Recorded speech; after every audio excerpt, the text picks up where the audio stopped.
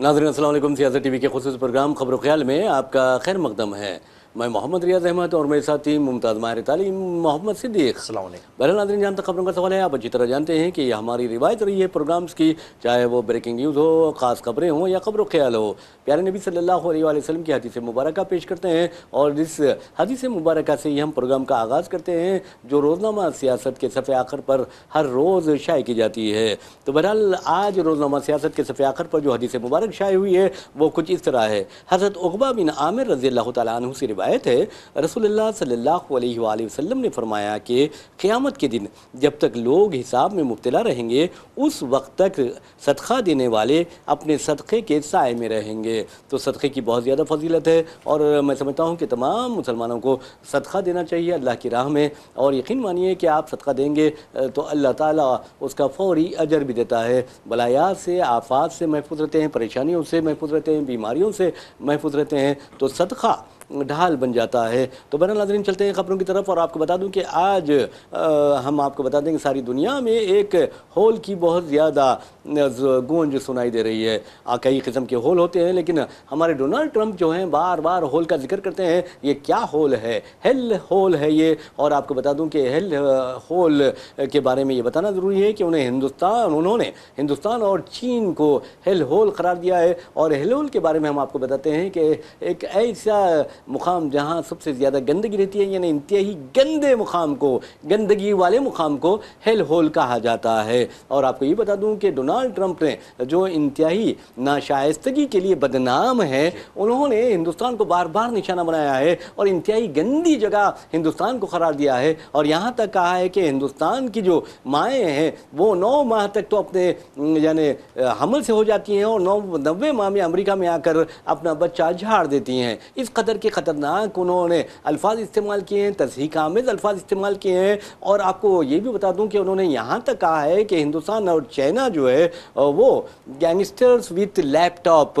तो आप IT expert होते हैं हिंदुस्तानी, तो आपने देखा कि किस कदर गंदी बातें की है, हिंदुस्तान की तज़लील की है, हिंदुस्तान की तौहीन की है। लेकिन मैं समझता हूँ कि शर्म आनी चाहिए मोदी हुकूमत को भी, और साथ ही आप देखेंगे कि गोदी मीडिया को भी, जो हिंदुस्तान की बार बार तौहीन कर रहा है अमरीकी सदर। और लेकिन हमारे वज़ीर आज़म नरेंद्र मोदी ये यानी मुरमुरे खाने में मसरूफ़ हैं, वो एक जवाब नहीं देते, उनका मुंह नहीं खोलता, उनका कोई रिएक्शन मंजर आम पर नहीं आता। आप ये भी देखेंगे कि किस तरह अमरीका में मुकीम हिंदुस्तानियों को, गैर मुकीम यानी गैर कानूनी तौर पर मुकीम हिंदुस्तानियों को किस तरह जलील ख़ार करके हिंदुस्तान लाया गया था।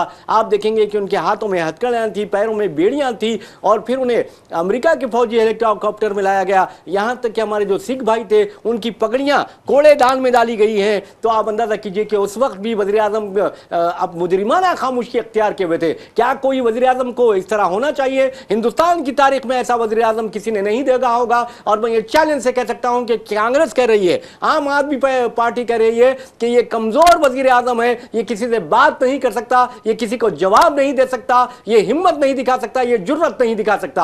आप अंदाजा कीजिए कि हिंदुस्तान को अमरीकी सदर हेल होल कह रहा है, गंदा सुराख कह रहा है, गंदा मुकाम कह रहा है, लेकिन वज़ीर आज़म की हुकूमत ने कोई रिएक्शन का इजहार नहीं किया है। ये छोड़ दीजिए, हमारे वज़ारत ख़ारजा के जो मुतमद ख़ारजा है रणधीर जायसवाल, उन्होंने कहा मैंने देखा है एक रिपोर्ट जो इस बारे में आई है। अरे मेरे भाई, तुमको गालियां दे रहा है, तुम्हारे साथ गंदी बातें कर रहा है, लेकिन तुम कोई रिएक्शन जाहिर नहीं करते। अच्छा हुआ, हम कांग्रेस को सलाम करते हैं, आम आदमी पार्टी को सलाम करते हैं कि उन्होंने मुंह खोला और ट्रंप की हुकूमत को, अमेरिकी इंतजामिया को मुंह तोड़ जवाब दिया है। तो बहरहाल नाज़रीन, आपको बता दूं कि हेल होल के जरिए आप अंदाजा कीजिए कि वज़ीर आज़म का मुंह बंद है। लेकिन आपको बताना चाहता हूं कि ईरान जैसा गैरत गयूर मुल्क ने हिंदुस्तान और चीन की मुदाफ़ियत करते हुए, हिंदुस्तानी, अब आप सिद्दीक़ साहब बता रहा हूँ कि हैदराबाद में वाक़ई ईरानी कौंसल खाने की जानिब से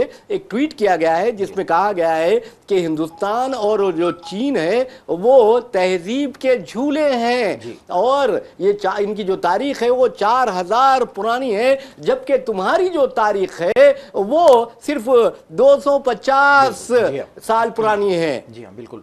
रेहा साहब, पहले तो ये शख्स जो है ना, ये तो पहले माहिर है, फहश कलामी में ये माहिर शख्स है, और ये ईरान के हाथ शिकस्त खुर्दा होकर ये फ्रस्ट्रेटेड हो चुका है ये शख्स जो है ना। और अब हमारा जहाँ तक मामला है, हमारी जो वज़ीर आज़म वगैरह का मामला है, तो फिर वो वर्ड किधर गए अब के बाद ट्रंप सरकार? जी जी, वो किधर गए वर्ड्स फिर ये जो है ना, अब के बाद ट्रंप सरकार? फिर सीना भी 36 इंच का, 56 इंच का किधर है फिर, बताइए जो है ना। जी जी, आपको जो है ना जवाब देना इमीडिएटली जो है ना, अच्छा मौका है, आप इमीडिएटली पूछ सकते हैं कि भाई किसको गाली दे रहे हैं तुम, यानी गाली के बराबर है, आप हिंदुस्तानियों को गाली दे रहे हैं। चाइना और हिंदुस्तान को दोनों को मिला के वो कह रहा है कि वो शख्स जो है ना कि ये लोग जो है ना 9 महीने इंतजार करते हैं, 9 महीने के बाद आके वहाँ बच्चे को जन्म देते हैं लोग जो है ना। और जन्म देने का भी वर्ड यूज़ नहीं किया वो बिल्कुल कहता है कि दे ड्रॉप द चाइल्ड देर, ओहो, इन्हें शहरियत के लिए। तो अफसोस की बात है। बताइए, अच्छा अब सवाल पैदा होता है, अच्छा पाकिस्तानी भी काफ़ी लोग हैं वहाँ पे, पाकिस्तानी भी हैं वहाँ पे, अच्छा तो चूंकि आसिम मुनीर से वो गले मिल चुके हैं, आसिम मुनीर जो है ना के बहुत जो है ना एकदम चहीते हो गए आसिम मुनीर उनके लिए, लिहाजा पाकिस्तान को उन्होंने ऐड नहीं किया इसके अंदर जाना, सिर्फ हिंदुस्तान को किया है उन्होंने। लेकिन मैं समझता हूँ कि बहुत बुरी बात है। वाज़ेफ़ नाज़रीन, आपको बता दूं कि वहाँ पर हिंदुस्तानी छाए हुए हैं। सुंदर पिचाई के बारे में आप अच्छी तरह जानते होंगे कि गूगल के वो चीफ एग्जीक्यूटिव ऑफिसर हैं। इसी तरह अगर आप सत्या नाडेला की बात करते हैं तो आप उनको भी, वो भी इस CEO हैं माइक्रोसॉफ्ट के। तो कहने का मतलब ये है कि इस तरह के बड़े बड़े जो हिंदुस्तानी हैं वहाँ पर IT एक्सपर्ट जो हैं, अमेरिका की तरक्की, अमेरिका की तकदीर बदलने में उनका अहम किरदार हासिल है। और दूसरी अहम बात बता रहा हूँ कि इन्होंने ख़ास तौर पर आप देखेंगे कि किस तरह के कारनामे अमेरिकियों यानी हिंदुस्तानी निज़ाद अमेरिकियों ने अंजाम दिए हैं कि वहाँ पर पेशे तिब में एक इनकलाब बर्पा कर दिया है हिंदुस्तानियों ने। जी हाँ, बहुत बड़ा रोल है। अगर आप देखेंगे इंडियंस का जो कंट्रीब्यूशन है खासतौर पे IT वगैरह में, आप देखेंगे कि पूरे टॉप पोजीशन पे लोग ही छाए हुए। जी हाँ, फिर उनको अब गाली देता है जो है ना ये शख्स जो है ना, जिसका दिमागी तवाज़ुन ठीक नहीं है, उनको बुरा भला कहता है जो है ना, यानी कितने जो है ना इन्हें हर्ट हुए होंगे, सोचिए जज्बात जो है ना इंडियंस के, जिस किस्म के अल्फाज यूज़ करा। नहीं, वो कह रहा है कि बर्थ राइट की वजह से हम ये बार बार शहरी बनते जा रहे हैं। हिंदुस्तानी आ रहे हैं, 9 माह रहते हैं वहाँ पर, वहाँ से हामिला होते हैं, यहाँ आकर बच्चा जनते हैं, इस तरह के गैर गलत अल्फाज इस्तेमाल किया है। माँ बनना भी एक बहुत बड़ा एजाज़ है। और यकीन मानिए कि ये जजगी का जो अमल होता है वो मैं किसी भी खातून के लिए सबसे बड़ा एजाज़ होता है, क्योंकि वो माँ बनती है। कभी ये हेल होल कहता है, कभी कितने गंदी गंदी बातें करता है। ये शख्स मैं समझता हूँ कि अमरीकी सदारत के लिए मौजू है ही नहीं है। जबकि हमारे वज़ीर आज़म को तो मैं समझता हूँ कि सबक सीखना चाहिए, चाइना से सबक सीखना चाहिए, और इवन आप देखेंगे कि आम आदमी पार्टी से सबक सीखना चाहिए, कांग्रेस के कायदीन से सबक सीखना चाहिए। उन्होंने अमेरिका को मुंह तोड़ जवाब दिया है और कहा है कि आज अमेरिका की जो तरक्की है वो हिंदुस्तानी निजात बाशिंदों के कारनामों की वजह से है। और सिलिकॉन वैली आप देखेंगे तमाम हिंदुस्तानी छाए हुए हैं। जी हाँ, बिल्कुल, बहुत बड़ा कंट्रीब्यूशन अगर आप देखेंगे जो है ना पूरा। और मेरे ख्याल से जानवरों के लिए भी हम ये अल्फाज यूज़ नहीं करते। जो डिलीवरी की जो वर्ड है मेरे ख्याल से जानवरों से बदतरीन वो वर्ड्स यूज़ कर रहा है ये शख्स जो है ना इंसानों के लिए जो है ना। तो बताइए किस मैर का आदमी है। और हमारी जो है ना जो मतलब कि सेल्फ जो हमारी प्राइड है किधर गई, हमारी खुद एतमादी कहाँ गई इंडियंस की। मतलब इंडियंस को जो है ना लथाड़ के रख दिया वो जो है ना बुरी तरह। अरे आप देखिए, जब हिंदुस्तानियों के हाथों में हथकड़ियां, पैरों में बेड़ियां डालकर भेजा गया, उनकी पगड़ियों को उछाला गया, कूड़ेदान में डाला गया, तो वज़ीर आज़म का फर्ज क्या बनता है? वज़ीर आज़म का फर्ज बनता है कि मिस्टर ट्रंप आप खबरदार रहिए, इस तरह की हरकत नहीं कर सकते, ये कहना चाहिए था। आप देखेंगे 2.5 फीट का फासला था वज़ीर आज़म और ट्रंप में। उसके बाद भी कई मरतबा फोन पर बातचीत हुई है, लेकिन वज़ीर आज़म ने कभी एतराज नहीं किया, अपना मुंह नहीं खोला, कुछ नहीं बोला। अरे मेरे भाई, आपको तो इंदिरा गांधी की तरह मजबूत होना चाहिए। एक औरत होकर पाकिस्तान को तकसीम कर सकती है, क्या तुम हिंदुस्तान की मुदाफियत नहीं कर सकते, हिंदुस्तान को डिफेंड नहीं कर सकते, हिंदुस्तानियों को डिफेंड नहीं कर सकते? यह सबसे अहम बात है। मैं समझता हूं कि आज शर्म से यानी मर जाना चाहिए गोदी मीडिया को, जो इस तरह की हरकत पर भी खामोश है।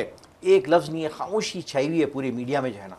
बस वो साइडलाइन में कहीं आ गया, बस वो भी बिल्कुल जहली सतह से जो है ना वो डाल दिया लोग। लेकिन अगर दूसरी कोई चीज होती कैसा चीख पुकार करते थे गोदी मीडिया वाले, ऐसा हो गया है, वैसा हो गया है, ये हो गया है। वज़ीर आज़म नरेंद्र मोदी ने 10 रुपए के छोले खा लिए, मुरमुरे खा लिए। अरे मेरे मुरमुरे मत खाइए, पहले यहाँ पर जाइए।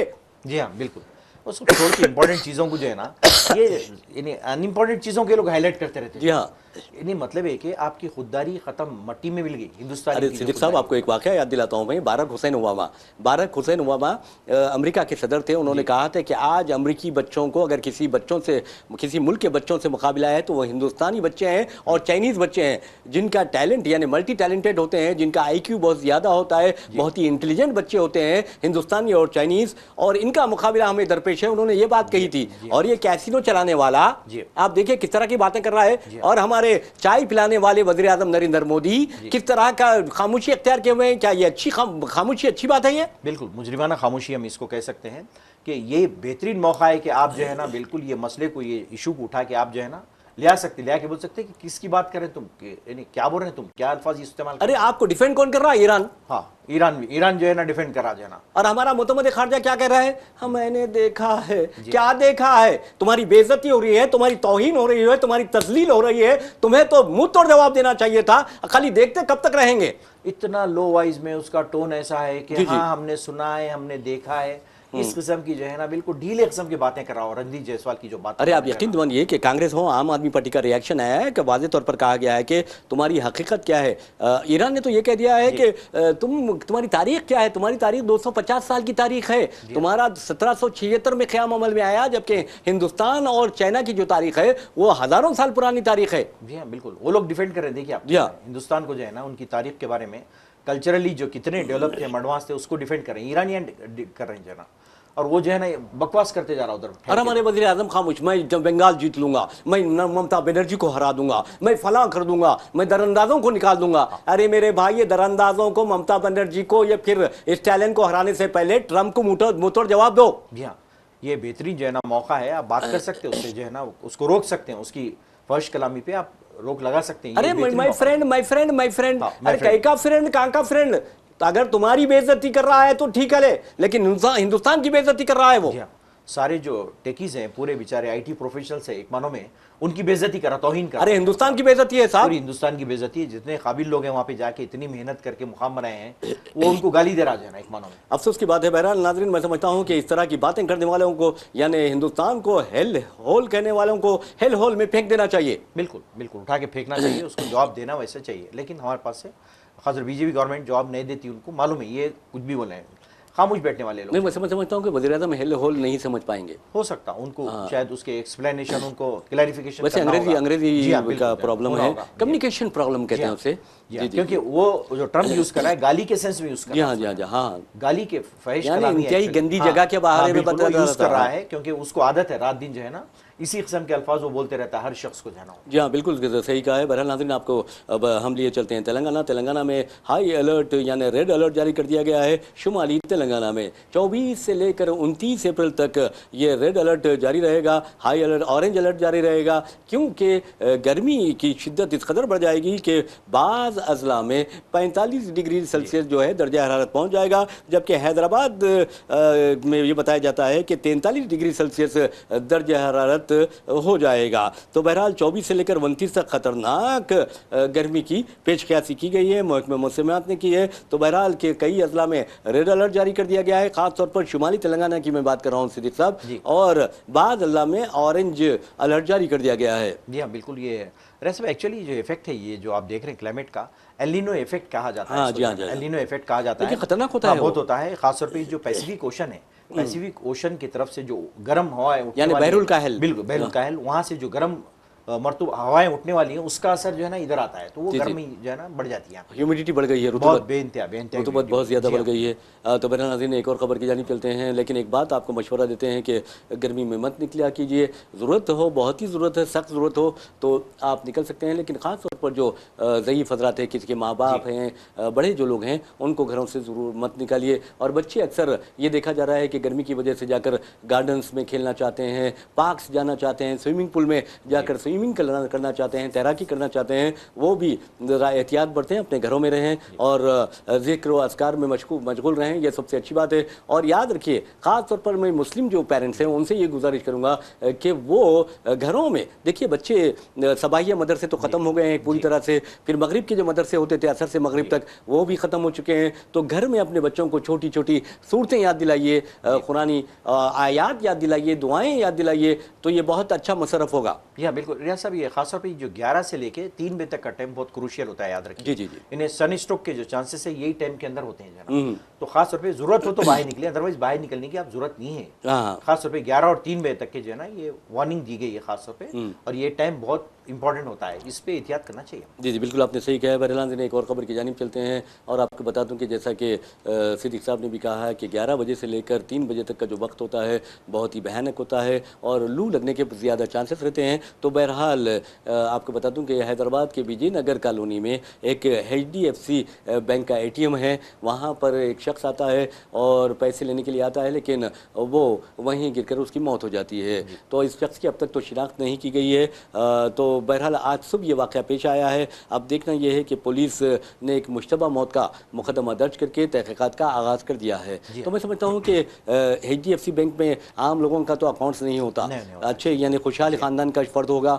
और आप देखेंगे कि ये कहा जा रहा है कि वहाँ कुछ उसको दौरा पड़ा होगा, हार्ट अटैक भी हो सकता है या दिमाग पर भी असर पड़ सकता है। तो बहरहाल नाज़रीन इस तरह की जो अमवात होती है, अचानक अमवात जो होती है, उससे तो पनाह मांगने के लिए कहा गया है। कार्डियक अरेस्ट जो कार्डियक अरेस्ट भी हो सकता है, डेंजरस, इंस्टेंटली जो है ना मौत हो जाती है, इसमें किसी बचने के चांसेस नहीं होते। जी जी जी। तो ये बहुत डेंजर होता है, फिर भी हार्ट अटैक में बचने के चांसेस। लेकिन देखिए सिद्दीक साहब, सामा 100 बरस का है, पल की खबर नहीं। बिल्कुल बिल्कुल। और हम इस कदर दुनिया में मशगूल हो गए हैं कि अपने आप को ऐसा समझते हैं कि हम बहुत बड़े हैं। हमारे पॉलिटिशियंस को देखिए, हमारे उलमा को देखिए, बात तो में तो ऐसा गुरूर पाया जाता है कि वो अपने आप को बहुत यानी बड़ा समझते हैं कि सारी चीज़ें इनके हाथ में है।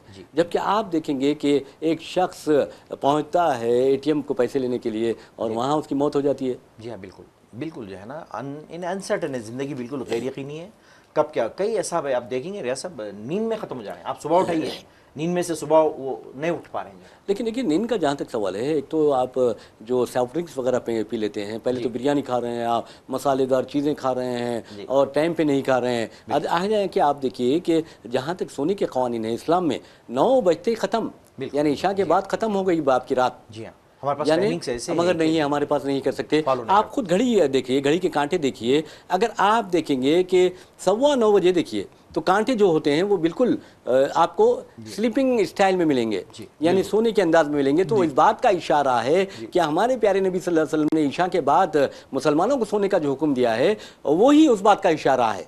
यानी घड़ी में आप देख लीजिए, ये चैलेंज देकर कहता हूँ, 9:15 बजे जो कांटा होता है बिल्कुल सो जाता है। तो इसका मतलब ये होता है कि सो जाओ, बिल्कुल जाना।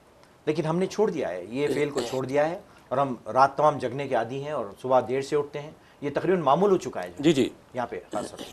बहरहाल नाज़रीन हम चलते हैं तमिलनाडु और मगरबी बंगाल। अब सामा 100 बरस का है, पल की खबर नहीं। हमारे वज़ीर आज़म नरेंद्र मोदी ट्रंप के यानी हिंदुस्तान को जलील करता है, ट्रंप तौहीन करता है हिंदुस्तान की, लेकिन वज़ीर आज़म का मुंह नहीं खोलता। लेकिन वज़ीर आज़म का मुंह खोलता है मगरबी बंगाल में एक दुकान पर जहाँ वो मुरमुरे खाते हैं, मुँह खोल के खाते हैं। तो बहरहाल नाज़रीन आपको बता दूँ कि वज़ीर आज़म नरेंद्र मोदी ने जैसे ही उन्हें पता चला कि 90% से ज़ायद जो है वो पोलिंग का फ़ीसद रहा यानी मगरबी बंगाल में, तो उन्होंने कहा कि इस मरतबा बीजेपी कामयाब हो रही है और मुझे पूरा भरोसा है कि बीजेपी कामयाब हो जाएगी। एक तो नरेंद्र मोदी थे, अब फिर उसके बाद अमित शाह पीछे कहाँ रहने वाले। अमित शाह ने कहा है कि अगर हम मगरबी बंगाल में इक़्तिदार हासिल करते हैं तो समझिए कि फिर दरअंदाज़ों के लिए बुरी खबर है। तो सवाल ये पैदा होता है कि 11 बरसों से क्या मरकज़ में ममता बनर्जी की हुकूमत है, 11 बरसों से क्या कांग्रेस की हुकूमत है मरकज़ में, क्या फिर 11 बरसों से आप आम आदमी पार्टी की हुकूमत है या अपोजिशन की हुकूमत है, कम्युनिस्टों की हुकूमत है,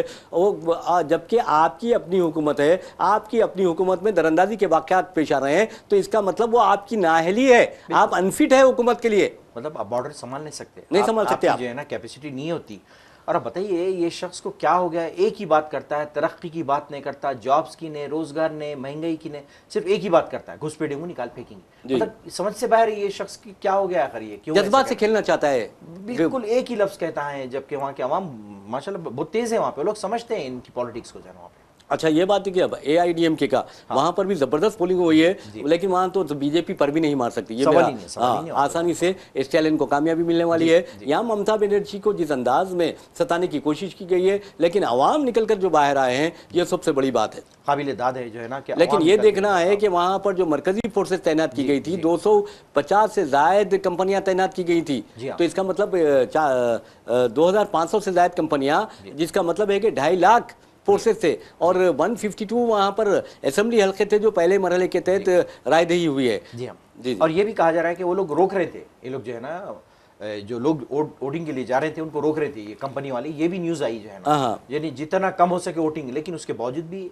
वाकई अवाम इतनी बहादुर है कि लोग निकल के जो है ना बोल्ड तरीके से वोट डालेंगे। वैसे भी नाज़रीन आपको बता दूं कि जहां तक मरकजी फोर्सेस का सवाल है, ये कहा जा रहा है कि बंगाल में यानी मगरबी बंगाल में पहले मरहले की रायदही जो 152 हल्कों में हुई है, उसमें 2450 मरकजी फोर्सेस की कंपनियां तैनात की गई थी, और 2.5 लाख जो एहलकार हैं वो इस पर यानी वो मुश्तमिल हैं, इतने लोग तो वहाँ पर तैनात किए गए थे। और ये भी कहा गया कि 8000 पोलिंग स्टेशनों को इंतहाई हसास करार दिया गया था। वैसे भी नाज़रीन आपको बता दूं कि मगरबी बंगाल में तमिलनाडु में देखेंगे कि 234 असेंबली हल्कों के लिए एक ही दिन में इंतखाबात रायदही हो चुकी है। अवाम में ज़बरदस्त जोश व खरोश पाया गया, जबकि मगरबी बंगाल में आपने देखा कि 152 हल्कों के लिए पहले मरहले की तहत रायदही हुई। ये जो हल्के हैं 16 अजला के 44,000 पोलिंग स्टेशनों पर तकरीबन 36 मिलियन वोटर्स अपने हक रायदही का इस्तेफादा करेंगे। यहाँ पर यानी कर दिया है उन्होंने, कर दिया उन्होंने, ना अब ये सेकंड फेज बाकी है बंगाल का समझिए। और अब तमिलनाडु में देखेंगे 57.3 मिलियन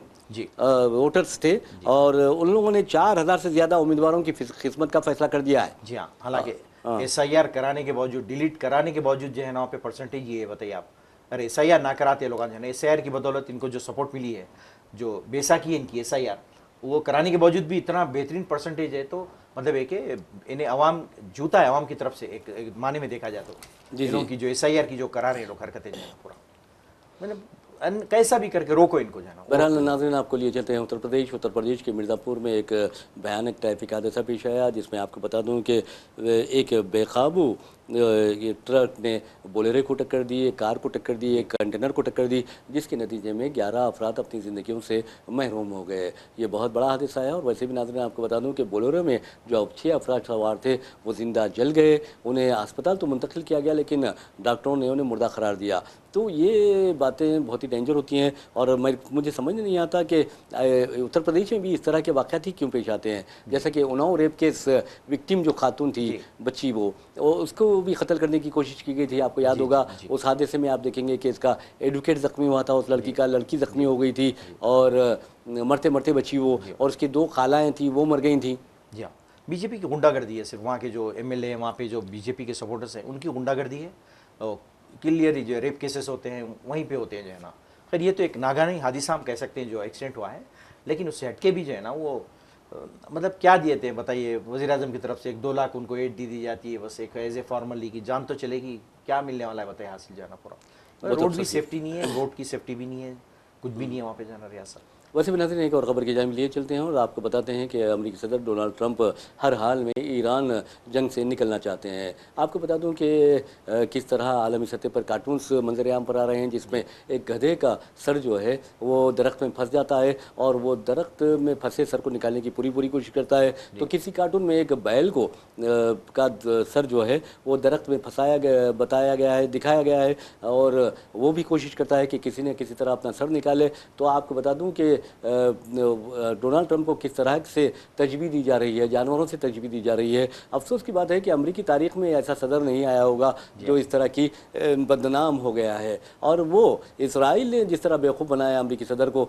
और अमेरिका को, मैं समझता हूँ कि अमेरिकी सदर सुदूर की तारीख में कोई सुदूर इस कदर बेवकूफ़ नहीं बना होगा जिस तरह इसराइल ने इनको बेवकूफ़ बनाया है। आपको बता दूँ बाराक हुसैन ओबामा और ये बिल क्लिंटन, फिर जॉर्ज W. बुश, इसके अलावा बाइडन जैसा कमज़ोर, जी हाँ, ज़ईफ़ बीमार, जी हाँ, उसको भी एक बेवकूफ़ बनाने की कोशिश की इसराइल ने और ईरान पर हमला कराने की कोशिश पूरी की, लेकिन वो लोग नहीं माने। लेकिन जिस अंदाज में ट्रंप बेवकूफ़ बने हैं, मैं समझता हूँ कि ये सबसे बदतरीन मिसाल है और अमरीकियों को बहुत ही यानी सोच समझकर फैसले करने चाहिए सियासी। और ख़ास तौर पर आप देखेंगे कि नवंबर में वस्त मुद्दती इंतखाबात हो रहे हैं। कम से कम अमरीकियों को बदला लेने का मौका आ गया है ट्रंप से। जी हाँ, बिल्कुल ले सकते हो लोग जो है ना। और मेरे ख्याल से वो लोग शर्मिंदा है, ये शख्स को लाके जो है ना, वहाँ की आवाम खुद शर्मिंदा है कि हमने कैसे प्रेसिडेंट को चुना है जो है ना।